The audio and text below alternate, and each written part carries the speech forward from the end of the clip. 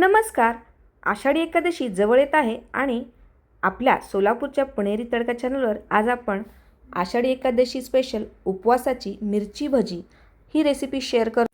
झटपट होणारी, मस्त कुरकुरीत चटपटीत अशी उपवासाची मिरची भजी. नेहमीच्याच त्याच उपवासाच्या पदार्थांपेक्षा वेगळा असा पदार्थ आपण आज बनवतोय. तर व्हिडिओ शेवटपर्यंत पहा आणि मिरची भजी आवडली का हे कमेंट करून नक्की सांगा. चला तर मग ही चटपटीत कुरकुरीत अशी उपवासाची मिरची भजी कशी बनवायची ते पाहूयात. हे उपवासाचे चमचमीत मिरची भजी बनवण्यासाठी आपण इथे 1 कप साबुदाणा 4 ते 5 तास भिजत ठेवला होता. साबुदाणा भिजेल इतकंच पाणी घालून आपण हा साबुदाणा भिजवायचा आहे. तुम्ही पाहू शकताय अगदी व्यवस्थित दाणे टम्म फुगलेले आहेत आणि मस्तपैकी भिजलेलाही आहे. हे उपवासाची मिरची भजी बनवण्यासाठी आपल्याला लागणार आहे अर्थातच मिरच्या. या मिरच्या मध्यम तिखट आहेत. तुम्ही एकदम कमी तिखट असलेल्या मिरच्याही वापरू शकता, ज्या पोपटी रंगाच्या असतात आणि थोड्याशा मोठ्या असतात. अशा मिरच्याही तुम्ही वापरू शकता. इथे मी मध्यम तिखट असलेल्या मिरच्या घेतल्या आहेत आणि या मिरच्यांना मी मधोमध स्लिट करून घेणार आहे, म्हणजे मधोमध चीर पाडून घेणार आहे.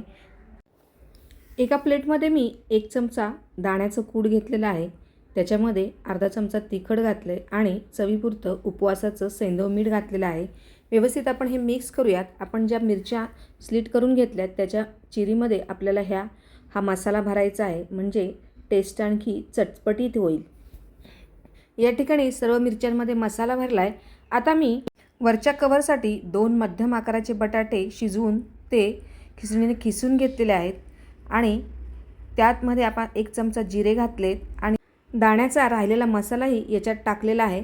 त्यानंतर आणखी एक अर्धा चमचा मी याच्यामध्ये दाण्याचं कूट घातलं आहे आणि 1-2 मिरच्या बारीक चिरून घातलेल्या आहेत. याऐवजी तुम्ही तिखटही वापरू शकता. त्यानंतर चवीपुरतं सेंधव मीठ घातलेलं आहे. यात आता आपण जो भिजवलेला साबुदाणा होता तो घालतोय. इथे आपले बटाट्यांचं किस केल्यानंतर जेवढे होतील तेवढीच आपल्याला साबुदाणा घालायचा आहे. 1 वाटी झालं तर 1 वाटी साबुदाणा, अशा पद्धतीने आपण हे मिश्रण बनवायचं आहे. आता व्यवस्थित मिक्स करून घ्याव्यात सर्व जिन्नस. हाताला थोडंसं तेल लावून घेऊयात आणि याची आता आपण पारी बनवायची आहे. अशा पद्धतीने तुम्ही पारी बनवा.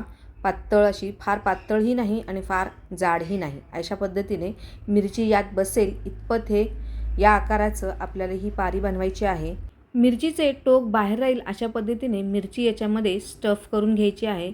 व्यवस्थित पॅक करून घ्या, दाबून गोल फिरवून, म्हणजे तळताना आतली मिरची आणि वरचं कवर वेगळं होणार नाही. अशा पद्धतीने पहा, आपण सर्व मिरच्यांचे भजी बनवून घेतलेली आहेत. आता आपण तेल तळायला ठेवूयात आणि एक मिरची भजी तळून घेऊयात.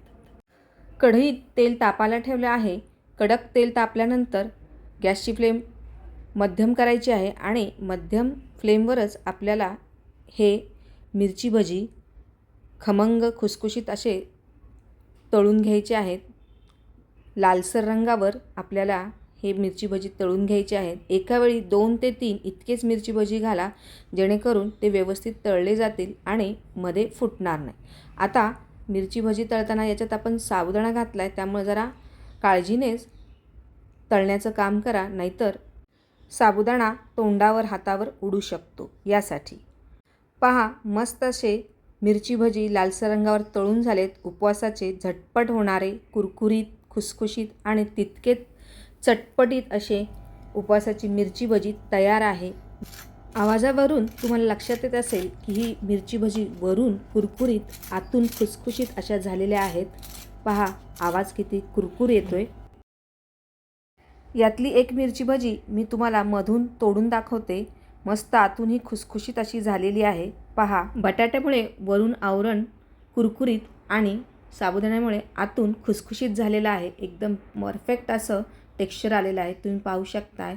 या आषाढी एकादशीला नेहमीचाच साबुदाणा भगर खाण्यापेक्षा ही अशी चटपटीत अशी मिरची भजीची, उपवासाच्या मिरची भजीची रेसिपी तुम्ही नक्की ट्राय करा. घरातील सर्वांना आवडतील आणि उपवास देखील सुसह्य होईल. ही उपवासाची मिरची भजी तुम्ही नुसतीही खाऊ शकता किंवा दहीबरोबरही तुम्ही ट्राय करू शकता, किंवा आपली जी नेहमीची उपवासाची काकडीची कोशिंबीर असते त्याबरोबरही तुम्ही ही ट्राय करू शकता. मंडळी, उपवासाच्या मिरची भजीची रेसिपी हा व्हिडिओ तुम्हाला आवडला असेल तर व्हिडिओला लाईक करा, कमेंट करायला विसरू नका आणि जर तुम्ही चॅनलवर सोलापूरचा पुणेरी तडका चॅनलवर नवीन असाल तर चॅनलला पटकन सबस्क्राईब करा आणि हा व्हिडिओ तुमच्या मित्रमैत्रिणींमध्ये भरपूर शेअर करा. परत भेटूयात अशाच एका सुंदर आणि नवीन रेसिपीसहित. तोपर्यंत मस्त खा, स्वस्त रहा. धन्यवाद.